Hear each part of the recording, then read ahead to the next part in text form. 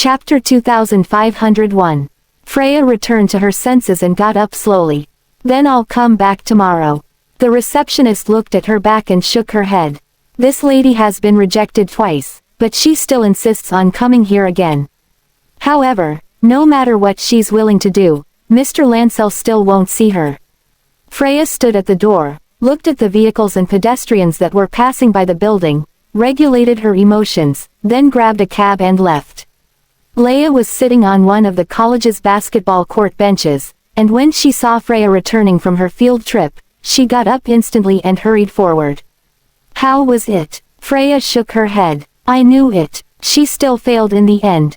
Isn't the professor trying to make your life difficult? According to Mr. Lancel's status in Dorywood and his arrogant temperament, I guess meeting him is a next to impossible task. It's even harder than setting a meeting with a Dorywood superstar. Not to mention postgraduate students like us, even Dorywood's S-tier superstars might not even have the opportunity to work with him. Freya took a deep breath and smiled. It's okay. If he doesn't want to meet me, I'll go to his office every day until he's willing to see me. For several days in a row, Freya went to the lobby of the film company every day and waited there for hours.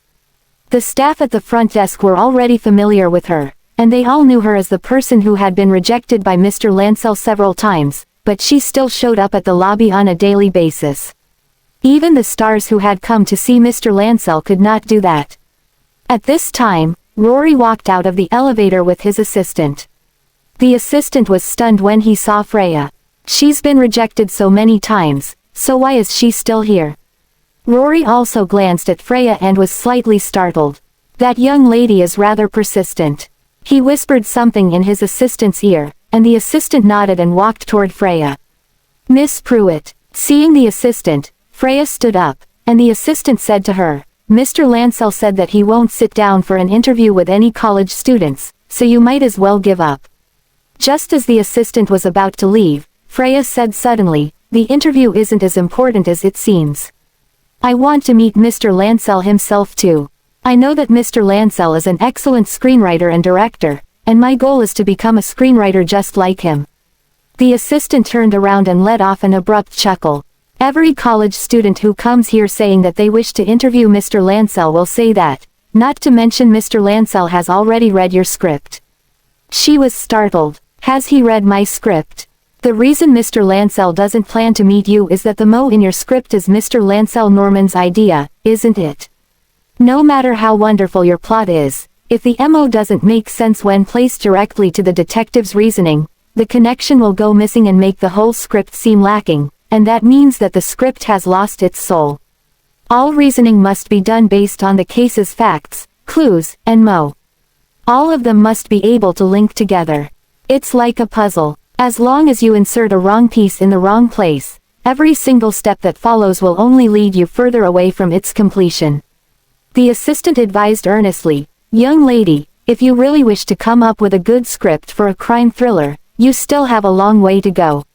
He turned and left. Freya stared at his back and said loudly, Norman is indeed the person who provided me with the MO that takes place on the rooftop, but he only reminded me that the murderer can do so and didn't tell me how the murderer would avoid all the surveillance camera when he leaves the rooftop.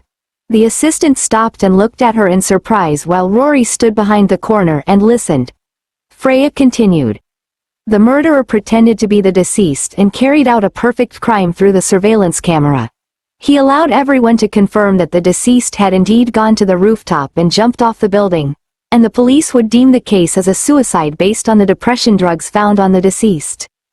Chapter 2502. It just so happens that there was no surveillance on the rooftop, and the elevator surveillance only shows the murderer pretending to be the deceased. Then the surveillance can no longer capture anyone after that. So how did the murderer avoid the surveillance camera and escape? And whether the deceased was pushed off the rooftop? I believe the audience would want to know the answer to these questions. The assistant scoffed again. Usually, when the plot goes this way, there can only be an accomplice. The murderer pretended to be the deceased and went to the rooftop, and the deceased was thrown down the building from the balcony by the accomplice. The accomplice was naturally the husband or boyfriend of the deceased. Freya shook her head. In my version of the story, Miss Mills lives alone. The assistant was astounded and looked at the corner not far away. Rory hinted at him with his gaze, and the assistant continued. There's only one murderer. Then the murderer threw the person off the balcony first, then changed into the same clothes as the deceased and went to the rooftop to complete the plot. Freya chuckled. If we're just talking about an online novel, it'd indeed make sense. But Mr. Lancel is someone who attaches so much importance to the motive, and reasoning of the case. I'm afraid such a plot would only be treated as child's play by him, wouldn't it?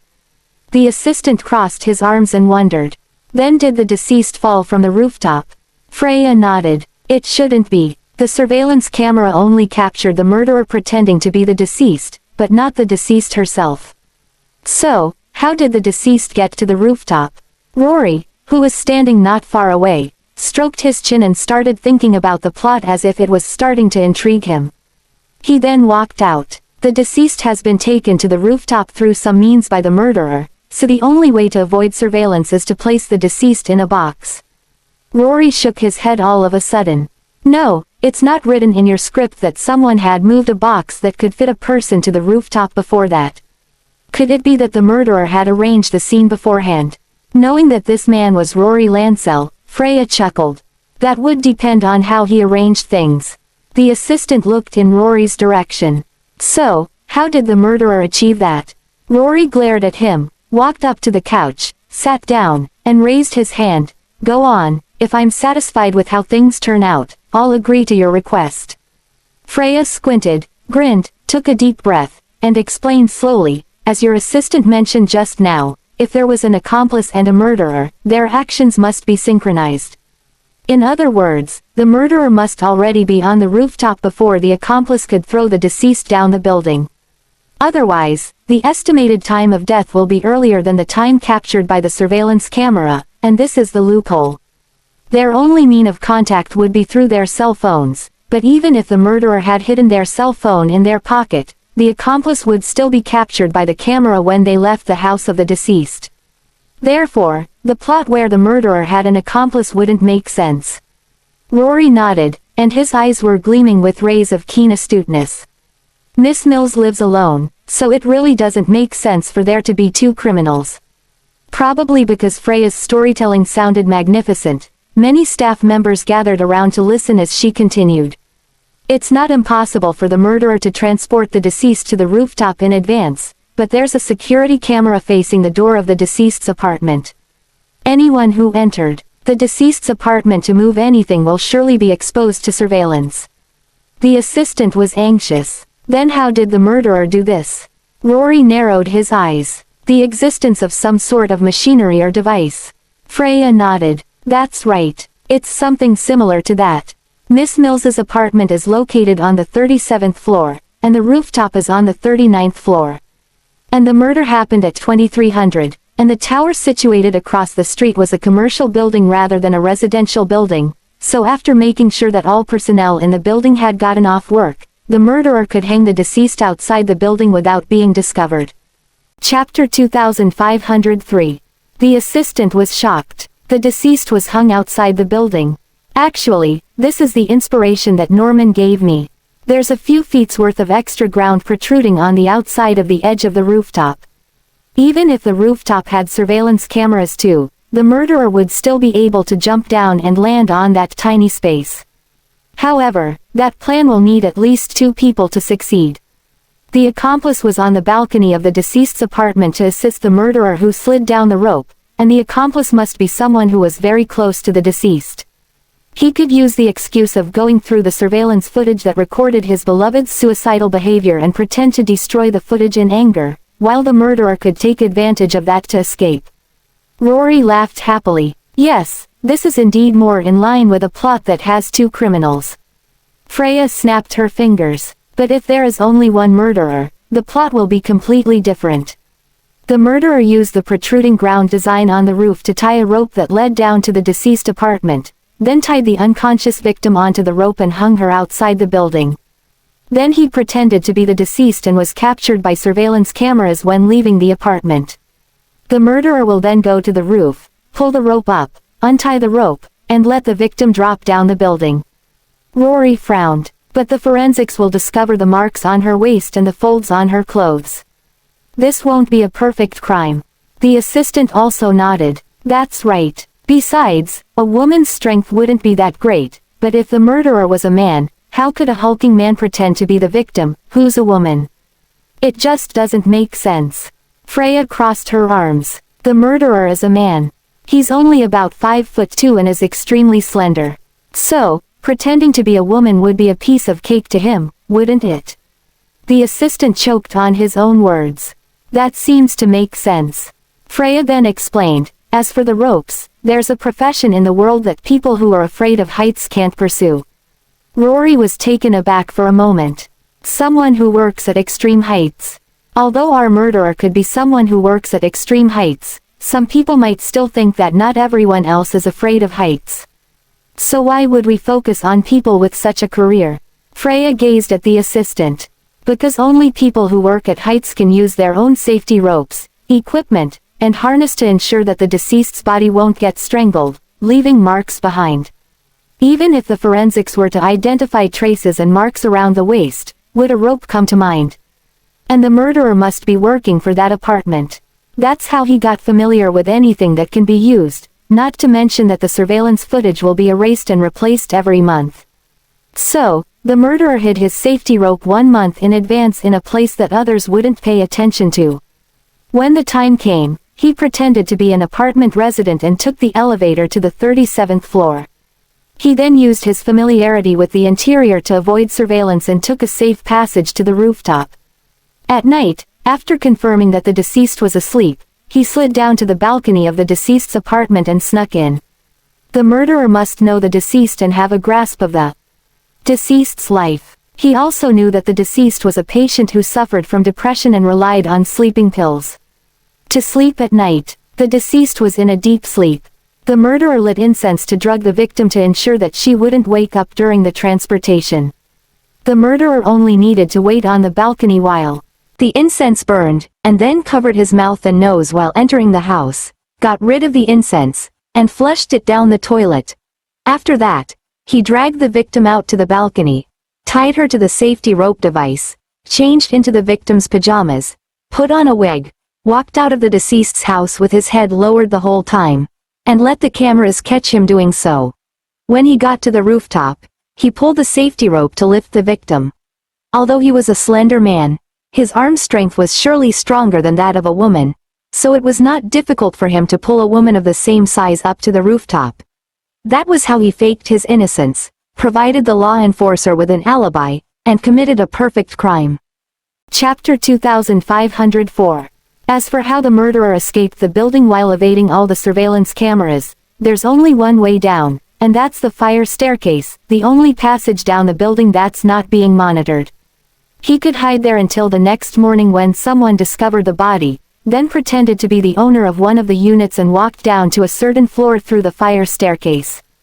The assistant was puzzled. Why would he hide until the next morning? Rory got up slowly. Because all residents would leave for work or school in the morning. It would be suspicious if he were to leave the building at night. So it's better to take the elevator and leave the building while staying hidden among the residents who were going out the next day. Everything made sense all of a sudden. Seeing their surprised expressions, Freya smiled. Of course, any perfect criminal's MO will still have flaws in reality. They'll never escape the law. I wonder if my plot is reasonable to you, Mr. Lancel. Rory looked at her with a hint of appreciation beaming from the bottom of his eyes. My nephew only gave you such a small idea, yet I really didn't expect you to come up with such a complete and comprehensive criminal scheme. You're flattering me already. I'm still a rookie when compared to you. You're being too modest. All right, I'll agree to your terms. After that, he asked his assistant to prepare for the interview. It was already 2 p.m. when Freya returned to the college. She submitted all the questions and answers that she managed to jot down during the interview to her professor. The professor stared at her in surprise. How did you manage to get Mr. Lancel to agree to the interview?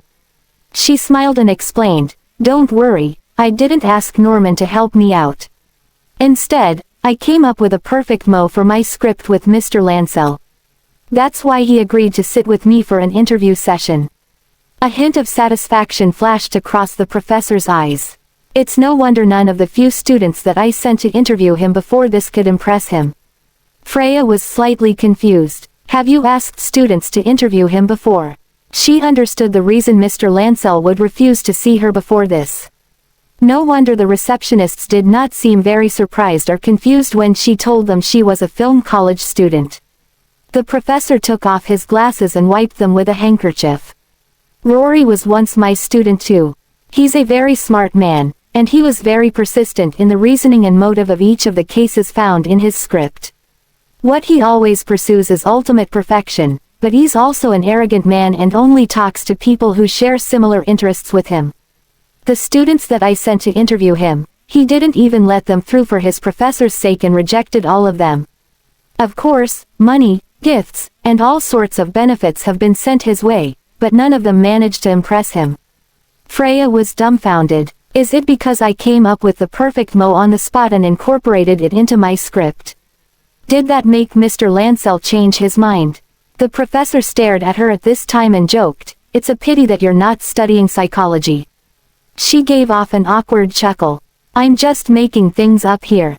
I'd only cause the police a huge mess if you were to push me out there to solve a real-life murder case. I can at least control the murderers who appear in my writing." The professor laughed out loud too. Freya left the office, went downstairs to the academic building, and just so happened to run into Norman and Leia talking and laughing under a tree as if they were talking about something funny. She walked over. "What are you talking about?" Leia turned her head, saw her, and was a little surprised. "Didn't you go to?" Thinking of not letting Norman know about Freya's interview with his uncle, she quickly shut up. Freya sneered. "The interview's over, and I've just submitted my materials." Leia was happy for her. "Really?" She nodded. Norman crossed his arms and looked perplexed. "What interview are you two talking about?" Freya replied. "I interviewed your uncle, but I have you to thank for." Chapter 2505. Norman was even more confused. "Me?" Freya laughed. "If it weren't for the special rooftop design that you came up with, I wouldn't have been able to think of a better mo than yours." Leia's curiosity was piqued, and she jerked Freya's hand. "What kind of operation are we talking about here?" Just as Freya was about to answer her, she was interrupted by her cell phone's ringtone.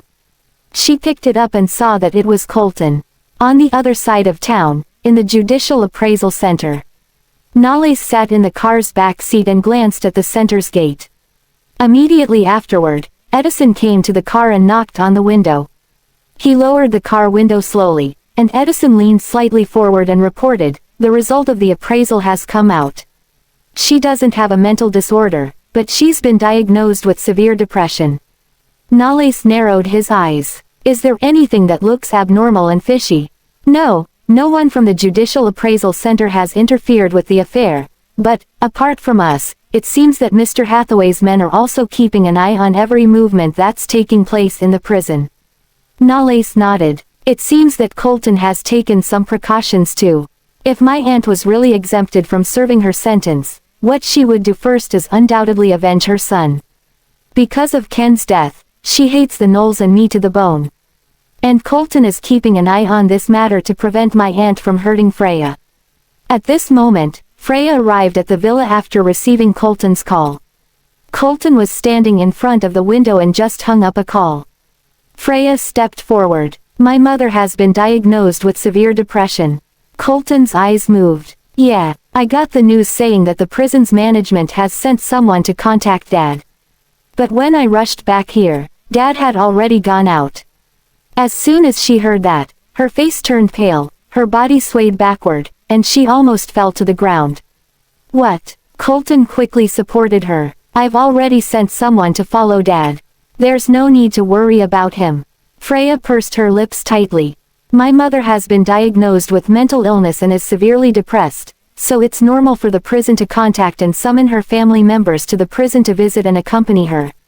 But Dad is soft-hearted. Everything should be fine if my mother only wants to use him. What I dread the most is that she won't even spare my dad's life." Colton hugged her in his arms.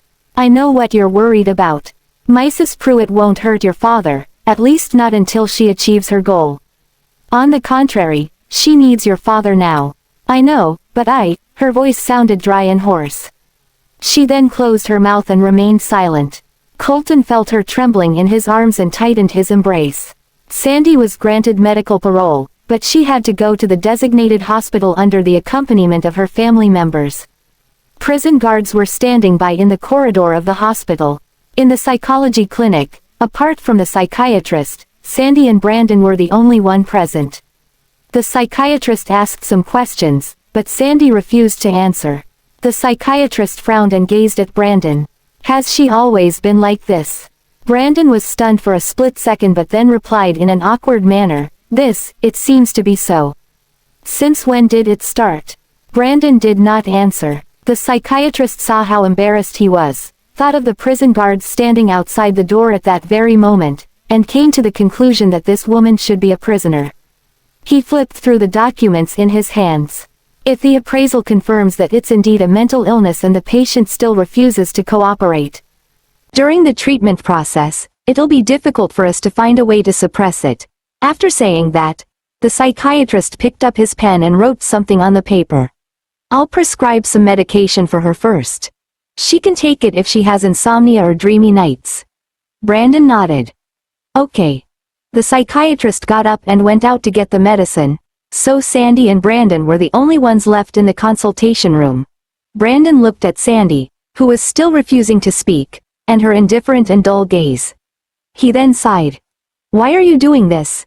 As long as you can let go of some of your preoccupations and think this through, you will never be haunted by your own emotions anymore.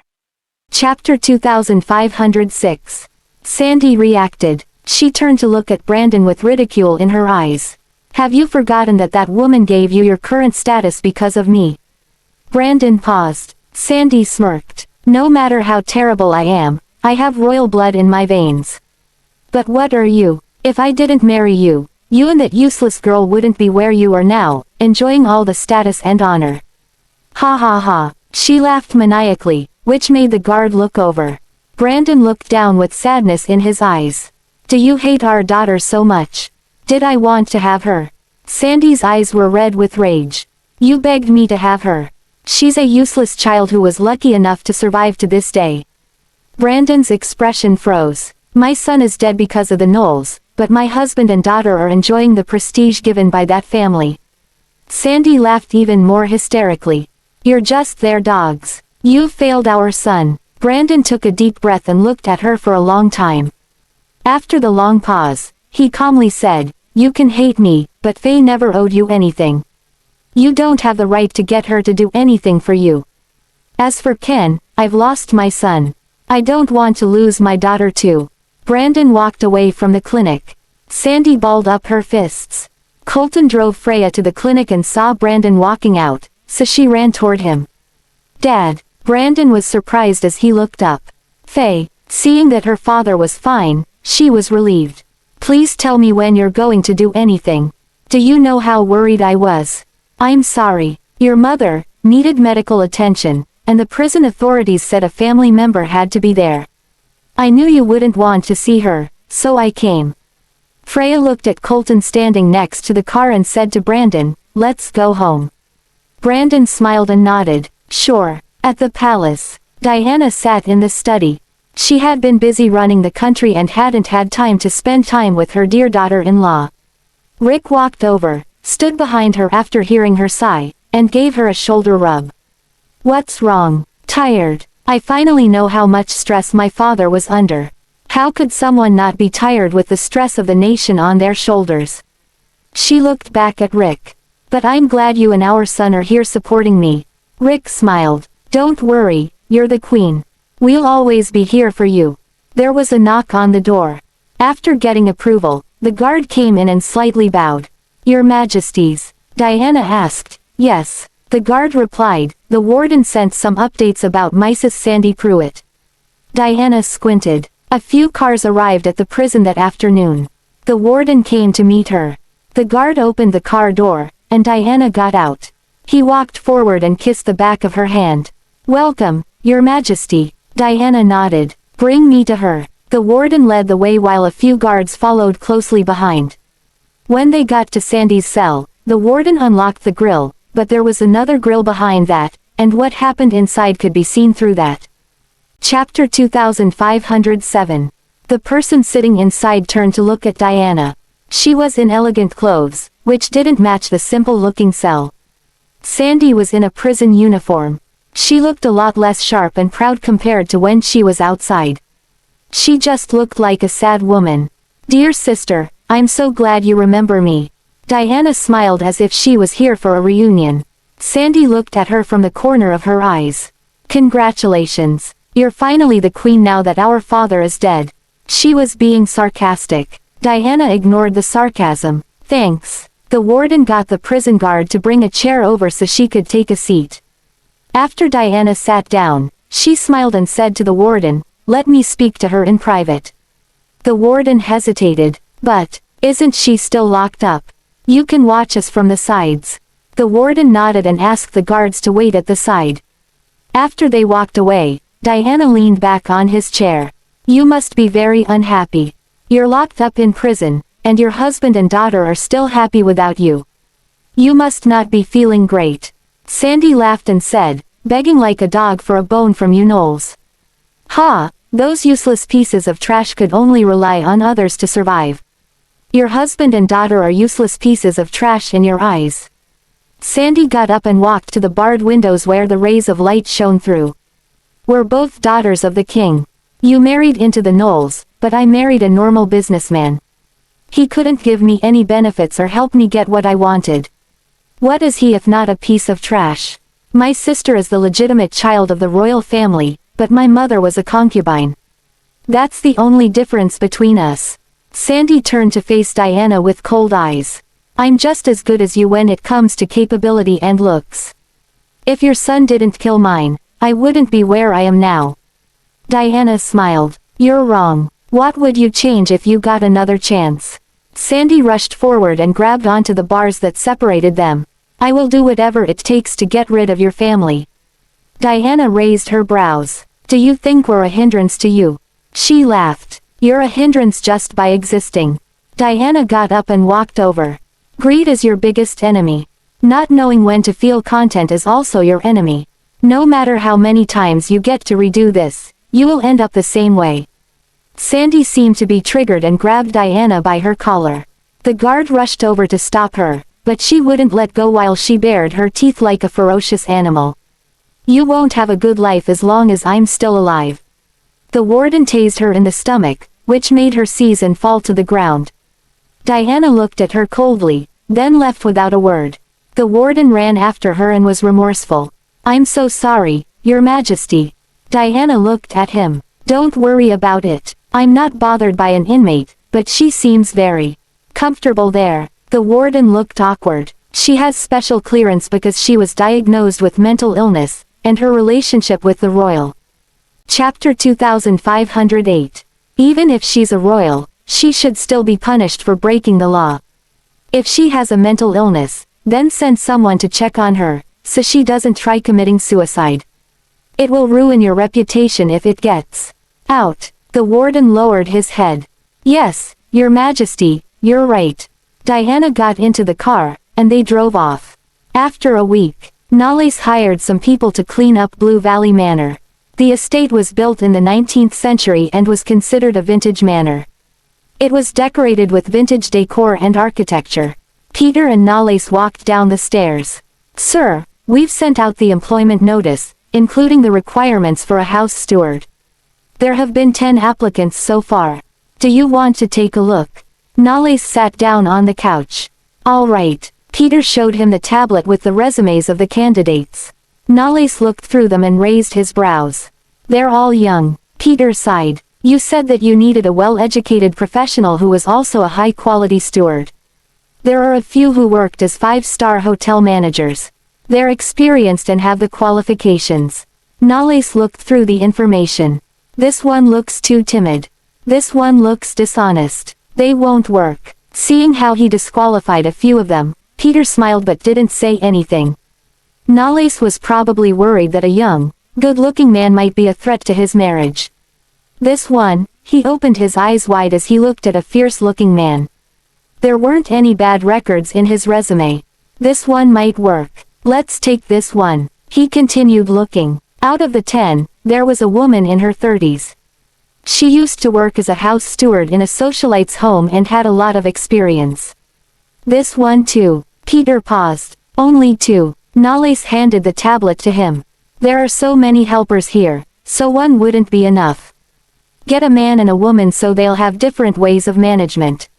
Peter took the tablet over. All right, I'll inform them about it. The next day, Daisy and Nales went to Blue Valley Manor, and Nales was very mysterious about it when they entered. He even covered her eyes with a scarf. Nali, what are you doing? She held onto Nales's arm and walked carefully. Was he planning a surprise?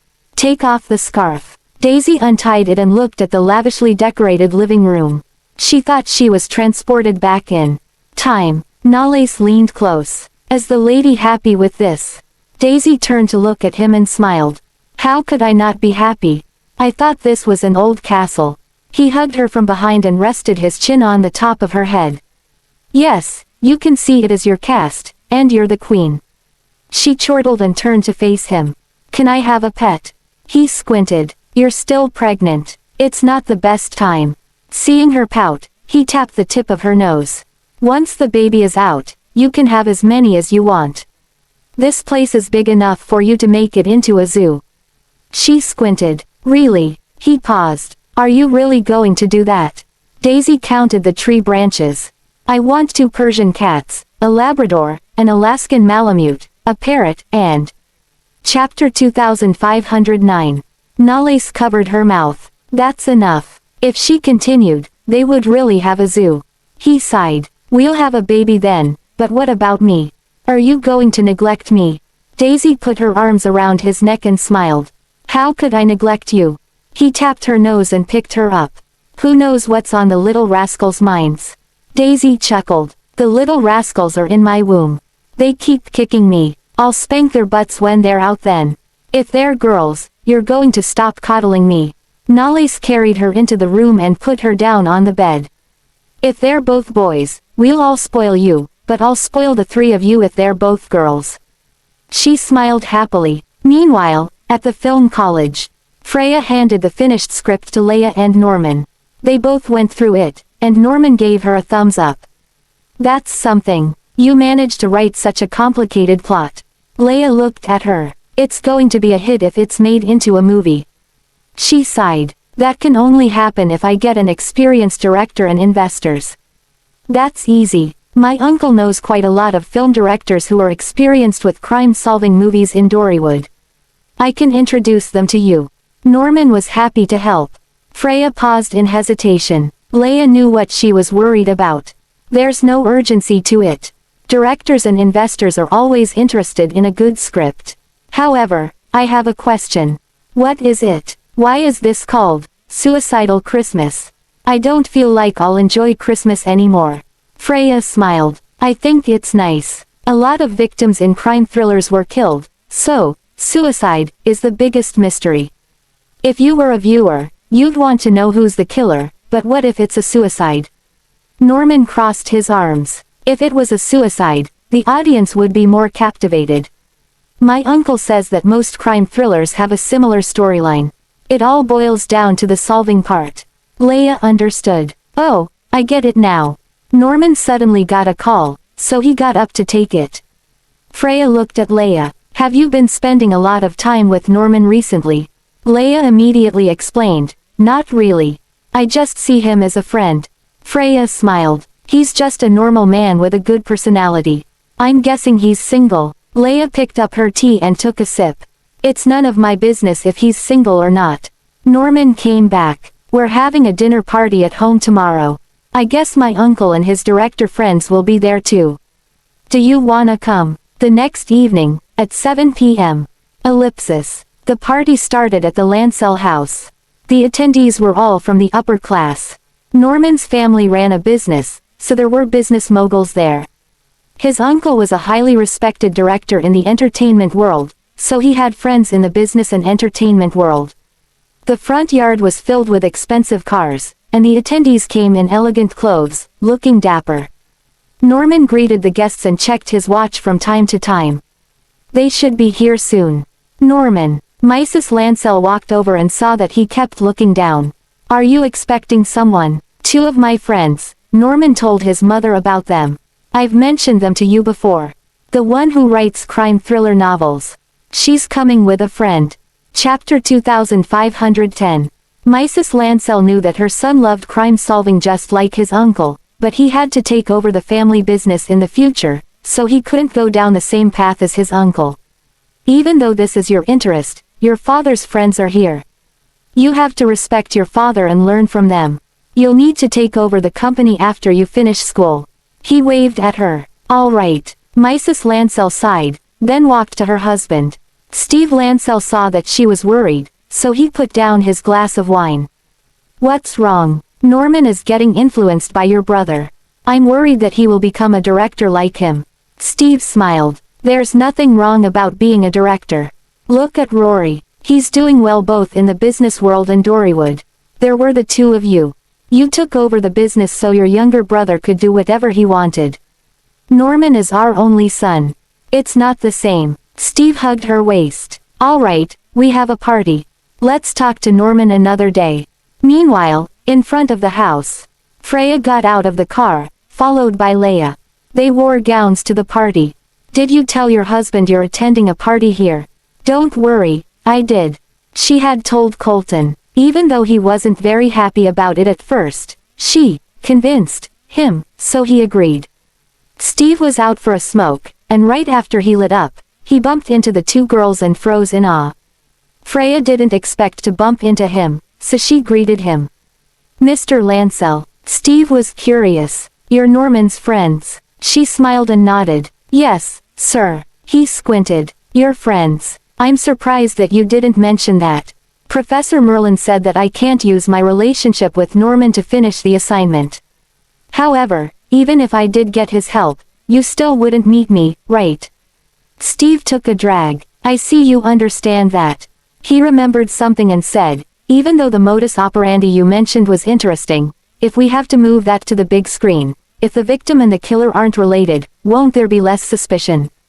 He thought Freya wouldn't be able to answer that, but she already had an answer. The MO that I mentioned can be changed to fit the storyline.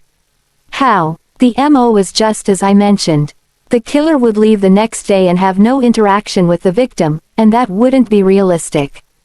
The storyline should make them interact and tie everything together, so we need to change that slightly. What if every person who interacted with the victim was a suspect and had a motive? Steve looked shocked. You're saying multiple suspects? I rewrote parts of the script after our meeting that day. If we change the MO that was set up to look like a suicide and change it to multiple suspects, it would be even more exciting than a single suspect. For example, it's the victim's birthday, and the killer invites a few possible suspects to celebrate. Everyone who's invited would have a reason to kill the victim. That would make the story even more intriguing and mind-boggling. Everyone could be lying. Who was telling the truth? Who did what to the victim? Who hid the real weapon? Wouldn't that be a lot more interesting than a single suspect?